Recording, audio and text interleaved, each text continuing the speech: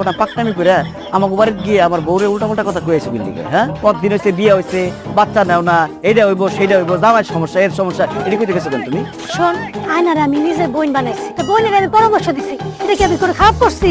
তোমার পাকনামি করতে বুকে হ্যাঁ 1 বছর ধরে বিয়ে করছে বাচ্চা হয় না না হয় সেটা আমরা বুঝি তোমার তো 4 বছর ধরে বিয়ে হয়েছে তোমার বাচ্চা হয়েছে তোর ভাই তো 4 বছর ধরে বিদেশ থেকে আসে না বাচ্চা বকে আমার এবার আইলে ঠিকই হম আর কোনোদিন যদি আমার বাড়িতে গিয়ে আমার বড় উল্টা কথা খবর আছে কিন্তু তোমার লিগে আমার বাড়িতে আমার বললো যে আমার কাজ হয়েছে একটু কাজে করে এসেছি হাই শেষ সালামি করবি না তো কেন থেকে ঝগড়া করছিস তোর সাথে?